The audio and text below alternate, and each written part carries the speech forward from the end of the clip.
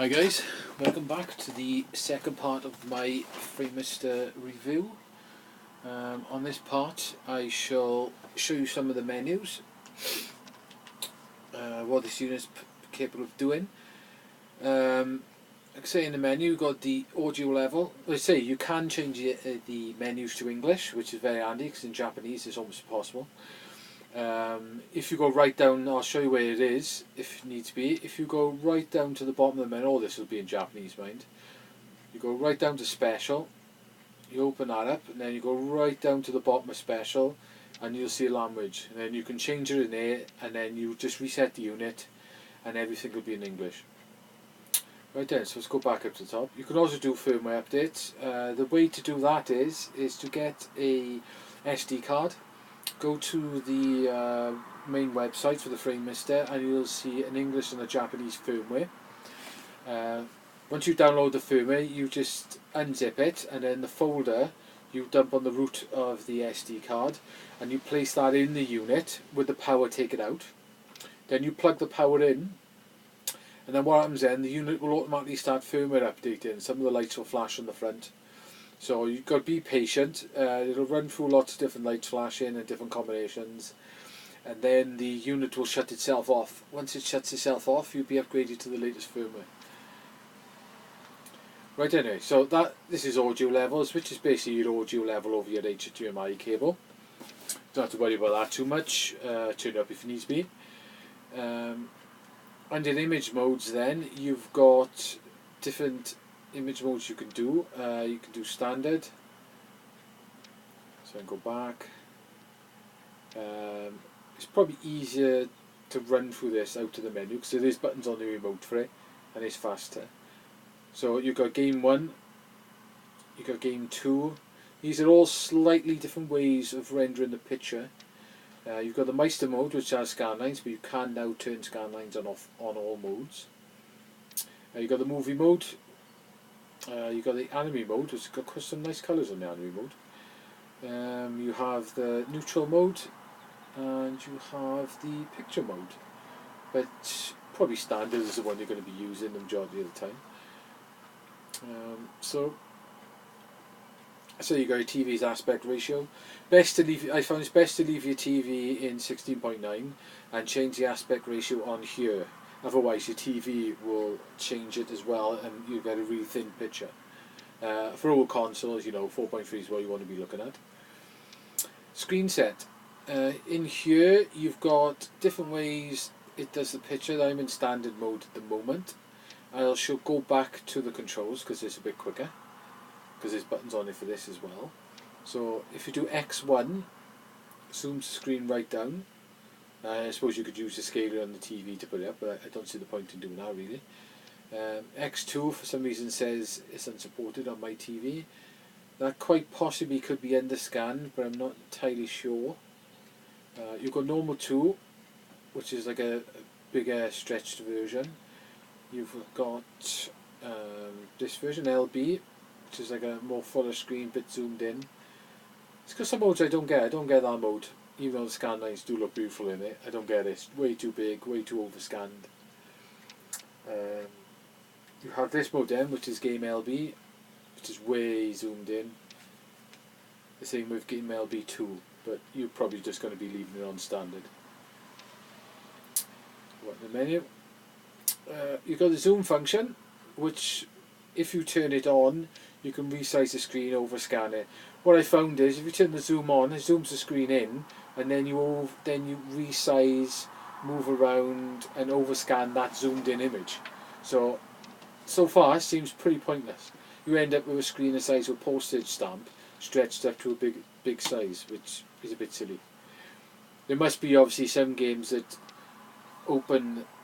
run in a smaller screen, which you can use that to zoom it up then, but I don't know. Anyway, colour set, you got your brightness, you got your gamma, which is your screen, overall screen brightness. You got your black levels, you can change that on there. You've got them on 0 at the moment. I haven't changed any of these options on the FrameMeister, but as you can see it darkens the image quite a bit. So I'll put that back to 0.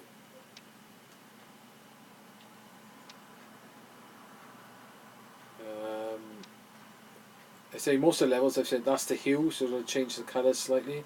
That's the saturation of the colours. I found that pretty much the standard set of setup seems to be perfect. Let me go back into colour a minute, sorry. So you can change your red, green and blue separately if you get any problems. You can change your sharpness. With sharpness they recommend a 0 or a 1. If you put it on 0 it does blur things off a little bit, but if I found 1 seems to sharpen that image up quite nicely. You can turn it up.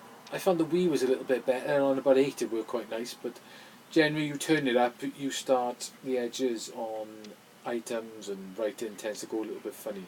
So 1 seems to be quite nice. So that's that menu. Right, you got the visual set then. This is quite a useful settings. You have your auto sync mode, or turn the sync mode off. You've got your deep colour, which I can't see what it does. The skew the picture, which probably moves the picture on an angle left and right a bit. I haven't changed it. Your auto scaler, you can turn that off and you can scale the picture yourself. Which I didn't think of doing that. Might be useful on the PS2. Oh, sorry, this gives you different ways of scaling the picture. Like if I go to video, it does that. If I go to game, it does that. Which pretty much looks exactly the same. You can scale it yourself. There's your vertical and horizontal position. This is quite a useful one. If you go in here, you can change the scan line. So if I put it on 33, what it'll do, it'll make the scan lines slightly wider from each other. So depending on your setup, sometimes you'll see quite thick black lines in the scan lines. You use that setting to change it. I found that my Neo Geo and the PS1 need to be on 33, but everything else seems to work fine on 32. I never moved the the horizontal width, so I'm not sure exactly what that does. So I'll move it now and have a look. I don't know if you're going to see a difference in picture. Who knows? Maybe that's to do when you put it in vertical mode. Who knows? So I'll put that back to standard settings. Here you have the scan lines. You can turn the scan lines off. See, you can turn the scan lines on. Say the whole point of this unit is being able to have the scan lines as well. This changes the intensity of the scan lines. You can make them darker or lighter. 93 is quite nice. They're not too much in your face. You can put them down to 0, but they do tend to look quite thick. But I don't know, 93 seems to be doing quite nicely for most things. Odds and evens, you can change the scan as that, but I can't seem to get into that setting. I think it may be picture related. You've got a special position. I'm not sure the purpose of this.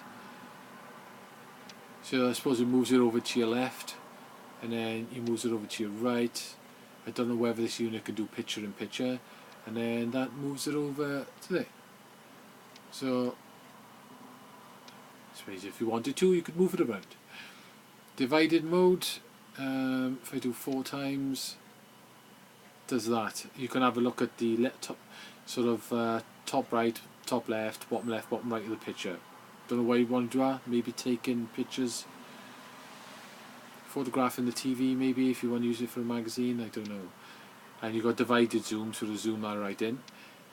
I don't know whether it'll show it on you, but it works quite nice on the Mega Drive. It's got a retro mode. If you go to retro mode, what it does, it darkens the corner of the screen, as you can see, to make it look more like a CRT. And then if you go to the next one, which pretty much looks the same, but what I find is on the Mega Drive, it actually bends the corners in, so it actually looks like a CRT screen. But for all intents and purposes, we'll turn that off for now. But it's pretty cool to have that option. You can invert the colours, make it look like a negative, which is quite weird. But if you like that sort of thing. The sync level. I've got it on 23 at the moment. I think the default was 9. I found that the Neo Geo needs to be about 22. The Saturn needed to be about 23. But mostly everything else seems to sync quite nicely at 23. So I may leave it there. But you can also adjust it for any console. And that's our menus. Right, you've got options now. So you've got power set. That changes the way the unit powers on and off. You got your OSD menus, which doesn't seem to do nothing when I change it. You can change your screen colour to black or blue. You know, you got your output colour, RGB or auto. Didn't seem to make much difference when I did it. You got a polarity of the screen, your HDMI audio. So you can change that. HDMI Direct 1 and 2. Apparently, it turns the scaler off for those HDMIs. You don't want to be scaling up a 720p image, so you can turn that off. Output mode, HDMI DVI, and then you can put your outdoor resolutions. Same with DVI resolutions, and then back to our special menu, which is all about firmware. So that's pretty much the menus. What I have to say, very impressed with the unit. I do think it's well worth the money. It cost a lot, but I'm very pleased with it. Everything seems to downwork very, very nicely indeed. Scan lines look amazing. Looks stunning on the TV. It pretty much has no lag. 50 Hz signals on the 3DO especially didn't look very impressive at all. In fact, I wasn't very impressed with it. I thought it looked terrible. But anyway, so that's the XRGB Mini FrameMeister, and I have to say I'm very glad I bought it, and I shall be playing everything through my LCD TV through this unit from now on. Looks fantastic, well worth the money. If you're unsure, have a look at the reviews, have a look at some videos on YouTube, but I don't think you'd be disappointed if you bought it. So what I'll do, guys, that's the end of my review. I definitely got a thumbs up with this unit, and I'm definitely glad I bought it. So what I'll do is I'll put some links in the comments for, you know, British UK Power Supply, website I bought it off, where I bought the extra cables. You can get a step down off eBay if you want to, and if I can find that guy on eBay who sells the overlays for the controls, I'll check that down as well. Yeah, closing statements, very impressed, well glad I had it. Thanks for watching my review.